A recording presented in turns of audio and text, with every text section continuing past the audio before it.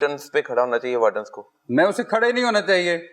तो अब वो आइंदा खड़ा होगा आपके आने के बाद? नहीं, मुझे क्या बदलने वाला है लाहौर में? वार्डन्स की ड्यूटीज डिफाइन कर दे कि वार्डन की ड्यूटी क्या क्या है। अब आप आए हैं, ये देखें कि पूरी दुनिया में अलग ट्रैफिक पुलिस नहीं होती। आपको ये किसी ने बताया पहले? हमारे है, मैंने तो जो देखा है मैंने तो वही बताना है, मैंने तो वही देखा है। इसलिए आपको कह रहा हूँ कि आपने सही नहीं देखा ना, चीजों को समझा नहीं है। नहीं, अच्छा, मैं यहाँ पे लहदा से देखें, पूरी दुनिया में ट्रैफिक पुलिस अलहदा नहीं होती, पुलिस ही एक ही होती है जो सारे फंक्शन करती है। अच्छा, दूसरे, मैं पुलिस बनाने वाला नहीं हूँ, दूसरे ना नंबर कानून पास करने वाला हूँ, ना बिल पेश करने वाला हूँ, जो मैं ना कोई इलेक्टेड। नहीं, मैं आपको वो बात कर रहा हूँ कि जो आप कह रहे हैं ना कि यू टर्न पे नहीं खड़े होना चाहिए, मैं कहता हूँ उसे खड़ा ही नहीं होना चाहिए। मैं तो उस चीज को बता रहा हूँ कि क्यों नहीं खड़ा होना चाहिए। हाँ, वो ये बताएं क्यों नहीं? वो इसलिए खड़ा नहीं होना चाहिए, एक तो ट्रैफिक पुलिस अलहदा नहीं होती पूरी दुनिया में, दूसरी ये है कि आपको एक एक चौक की ट्रैफिक को मैनेज करने के लिए 3-3 4-4 बंदे नहीं निकाल। किसी दुनिया में देखा? मैंने तो नहीं देखा। अगर किसी ने देखा है तो मुझे बता दे कि एक चौक पे ट्रैफिक चलाने के लिए 4-4 बंदे। मैंने नहीं पूरी दुनिया में देखा कि ऐसे है। तो ये जो पुलिसिंग बाय मैन है ना, ये दिस इज वन कंपोनेंट। तभी मैं कह रहा हूँ कि बंदे हमारे पास ज्यादा हैं। सर, अमेरिका में दहशतगर्दी है? नहीं, अमेरिका में दहशतगर्दी है? क्यों नहीं है? कितने दहशतगर्दी के वाकयात पेश आए हैं? वो एक बंदा 50 बंदों को गोली मार देता है स्कूल में जाके, वो दहशतगर्दी नहीं है? तो पाकिस्तान में भी यही है। अच्छा, वहाँ का प्रेसिडेंट जाता है वहाँ पे और वो कहता है कि I am here to support the police. Look at the vision and the perspective of governance. अच्छा, मैं आपको जो बात कर रहा हूँ ना कि हमें एक ट्रांजिशन लेनी चाहिए policing by man towards IT led policing. इसलिए मैं कह रहा हूँ कि ये एक चौक के ऊपर 4-4 ट्रैफिक वार्डन की ज़रूरत नहीं है। वो बुतों की तरह आप खड़े कर भी दें तो उसका कोई फ़ायदा नहीं है।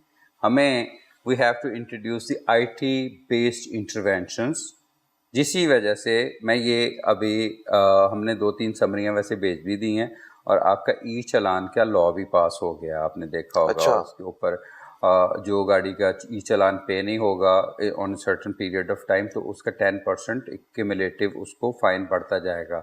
और अगर आपका फ़ाइन आपकी गाड़ी की मालियत के बराबर हो जाता है तो आपकी गाड़ी भी ऑप्शन होगी।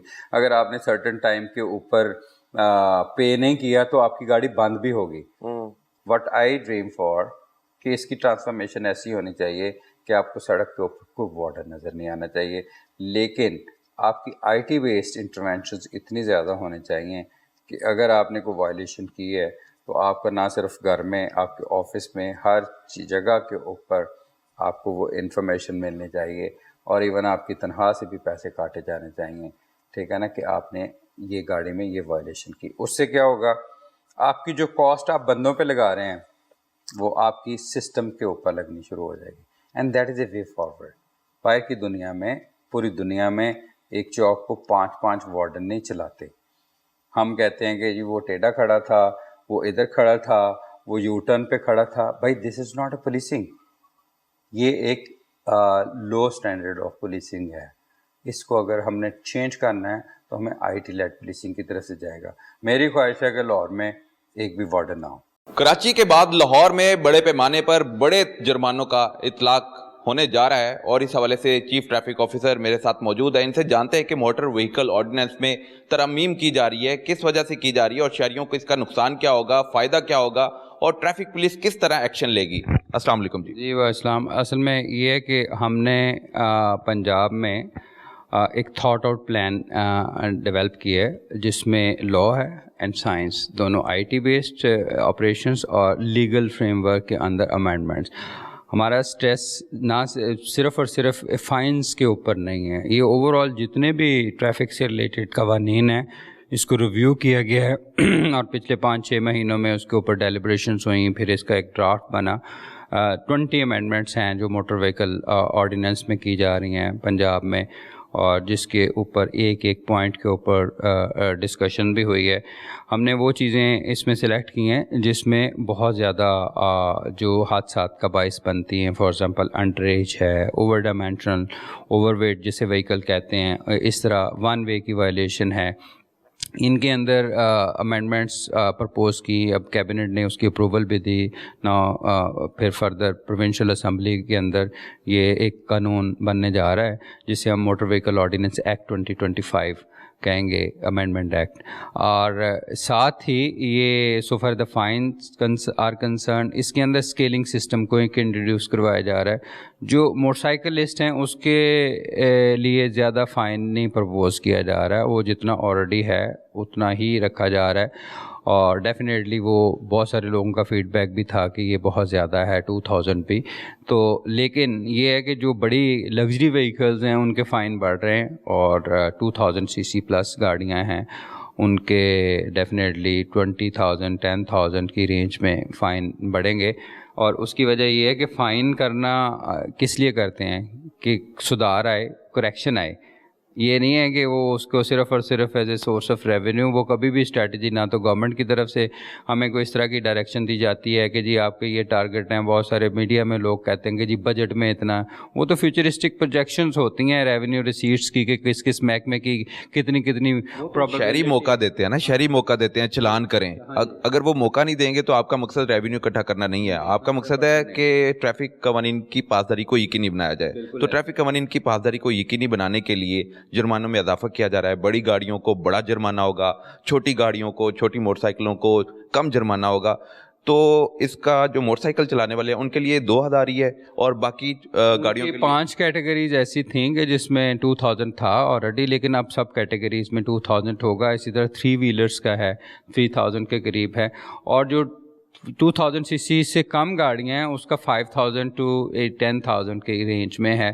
2000 پلس جو گاڑیاں ہیں اس کا پرپوزل جو ہے کہ وہ میکسیمم 20,000 10 to 20,000, اور اس طرح پبلک ٹرانسپورٹ میں 15,000 کے قریب جو پرپوزل دی جا رہی. اصل میں اس کا جو مقصد ہے یہ ہے کہ ایک دیکھیں 8 کروڑ کی گاڑی اور اس کو 500 روپے جرمانہ, 200 روپے جرمانہ جو ابھی ایگزسٹنگ ہے, اور پھر موٹر بائک کو بھی اتنے جرمانہ. تو یہ کون سی کو بات ہے؟ اس سے کیا آپ سمجھتے ہیں کہ جو بڑی گاڑیاں والے ہیں ان میں کریکشن آئے گی؟ ان میں کریکشن نہیں آئے گی. اور دوسرا یہ ہے کہ اب تو سارے کا سارا آپریشن سیف سٹی سے ہینڈل ہو رہا ہے اور کیے جا رہے ہیں. زیادہ فائن ہم کرتے ہیں ہم, اور اس میں ایک گاڑی اگر بڑی گاڑی ہے 5 دفعہ وائلیشن کرے گی تو اس کو ڈیفینیٹلی پھر 1 لاکھ روپے کے جرمانہ ہوگا. ہم نے یہ جو ایک انکریمنٹلی اس کو موو آن کیا ہے, یہ صرف اور صرف فائن نہیں ہے. سب سے پہلا جو ٹارگٹ ہے وہ ٹریفک انجینئرنگ کو بہتر کیا ہے, سڑکوں کو صاف کیا ہے, ٹھیک ہے, سڑکوں کے اوپر انکروچمنٹ کو صاف کیا ہے. پھر آپ ڈیولپمنٹ دیکھیں کمپیریٹیولی آپ کو شیشے جیسی سڑکیں بہت ساری نظر آتی ہیں صاف ستھری صفائی کے ساتھ, تو اس سے ٹریفک کی روانی بھی بہتر ہوئی, تو لوگوں کو فیسیلیٹیز بھی زیادہ ہوئیں. اب ہم جو سیکنڈ ٹارگٹ ہمارا یہ کہ ڈسپلن کو زیادہ انشور کریں ٹریفک کو, اور اس کے اندر پھر ٹریفک کمپوزیشن آتی ہے. بڑی گاڑی آ گئی, چنچی آ گیا, موٹر سائیکل آ گیا. اب motorcycle is 80% of the traffic in Lahore, اور آپ کی دیکھیں فیٹیلیٹیز بھی زیادہ انہی کی ہوتی ہے. اور اس لیے میں نے یہ پچھلے 2 مہینوں میں موٹر سائیکل کے اوپر ہیلمٹ کو بہت زیادہ فوکس کیا ہے. لوگوں نے کرٹیسائز بھی کیا کہ جی آپ یہ ٹارگیٹڈ بھی 80% اگر لوگ مر رہے ہیں موٹر سائیکل کے اوپر مر رہے ہیں نا, تو مجھے تو احساس ہوتا ہے کہ یار یہ ان کی اموات میں کمی کس طرح کرنی ہے. اور اب آپ دیکھیں کہ سیف سٹی کے جو آپریشنس کی وجہ سے ہم نے اس کے اوپر ڈیفینیٹلی بلیک لسٹنگ بھی کی گاڑیوں کی. پھر یہ سیف سٹی کا سارا ڈیٹا اب وارڈنس کے پاس ہے. پہلے 20-22 لوگ یہ کام کر رہے تھے, ابھی تمام وارڈنس کے پاس اس کی ایکسیس ہے. تو اس میں ڈیفینیٹلی اس کا امپیکٹ آپ کو اس طرح کے 2-3 بجے